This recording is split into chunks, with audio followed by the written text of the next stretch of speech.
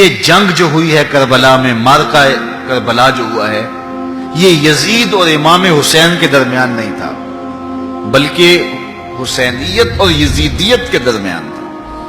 یعنی یہ شخصی لڑائی نہیں تھی بلکہ نظریات کا تصادم تھا۔ اگر شخصی لڑائی ہوتی تو یزید جیت گیا تھا، بطور شخص حضرت امام حسین شہید کر دیے گئے اور یزید جو ہے وہ تخت و تاج پہ متمکن رہا۔ تو اگر یہ شخصی لڑائی قرار دیں تو یزید جیت گیا اور امام حسین ہار گئے، یہ شخصی اگر لڑائی قرار دیں۔ اور اگر یہ لڑائی نظریات کی قرار دیں، اور جو حقیقت میں نظریات کی لڑائی ہے، تو یزیدیت ہار گئی اور حسینیت زندہ باد ہو گئی۔ یزیدیت کا جنازہ نکل گیا۔ وہ تخت و تاج جس کے لیے یزید نے اتنا کچھ کیا تھا، اس کے اپنے بیٹے نے اس پہ تخت پہ تھوکا۔ یزید کا بیٹا معاویہ بن یزید جب تخت نشین ہوا ہے تو وہ گھر سے باہر 6 ماہ نہیں نکلا، اس کا جنازہ ہی نکلا۔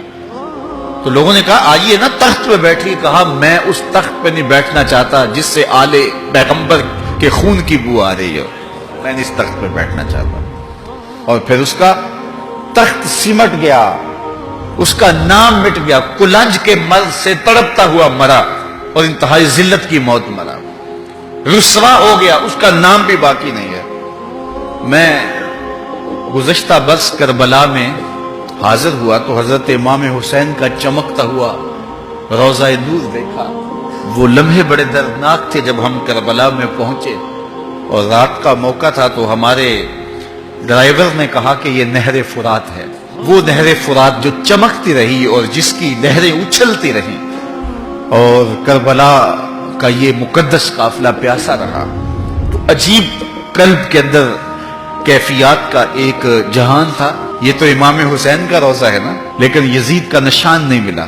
میں نے تاریخ کی کتب میں ڈھونڈا کہ یزید کی قبر کہاں ہے، تو مجھے تاریخ نے بتایا مزبلہ دمشق، دمشق کے اندر کوئی جگہ ہے جہاں لوگ کوڑا پھینکتے ہیں، تو اس کوڑے کے نیچے کہیں یزید کی قبر ہے۔ نشان بھی نہیں ہے کہاں ہے، لیکن اتنا پتا ہے اس روڑی کے نیچے یزید کی قبر ہے۔ یزید کی قبر مزبلہ دمشق میں، اور امام حسین کا قبضہ آج بھی کربلا پہ۔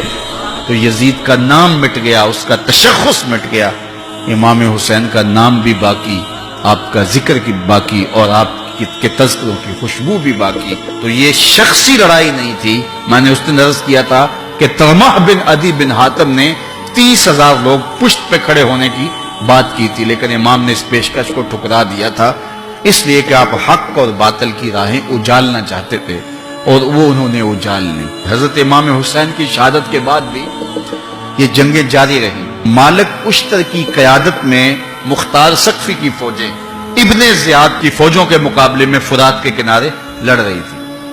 اللہ تعالیٰ نے فتح دے دی، ابن زیاد نے گھوڑے کو ایڑ لگائی اور میدان چھوڑ کے بھاگ گیا، باقی جو بھی قابو آتا اس کو پکڑ کے قتل کر دیا جاتا۔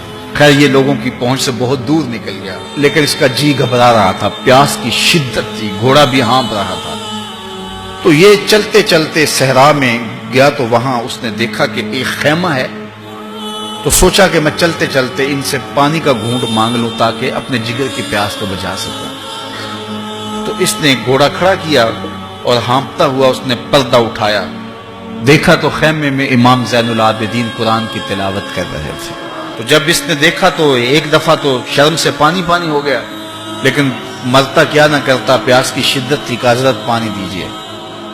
امام زین العابدین نے دیکھا اور پھر گھڑے سے کٹورا بھرا اور اس کے ہاتھ میں تھمایا، سمجھا کہ حضرت نے مجھے پہچانا نہیں، پانی پی لیا، شدت کی پیاس تھی، پھر مانگا، آپ نے پھر دیا، تیسری مرتبہ پھر مانگا، آپ نے پھر دیا۔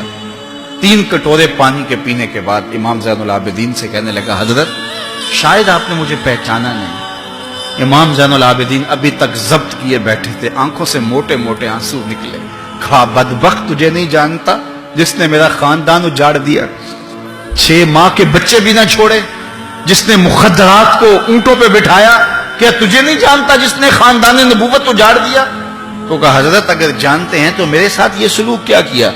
کہا ایک دن ہم مہمان بن کے تمہارے گھر آئے تھے، جو تم نے کیا وہ تمہارے خاندان کی ریت تھی، آج مہمان بن کے ہمارے دروازے پہ تم کھڑے ہو، جو ہم کر رہے ہیں ہمارے خاندان کی ریت ہے۔ تو یہ شخصی لڑائی نہیں تھی، یہ نظریات کا تصادم تھا، تو امام حسین رضی اللہ تعالیٰ عنہ جو چاہتے تھے وہ ہوا، حق اور باطل کی سرحدیں بالکل واضح ہو گئیں، نہ یزید کا وہ ستم رہا، نہ زیاد کی رہی وہ جفا، رہا تو نام حسین جسے زندہ رکھتی ہے کربلا۔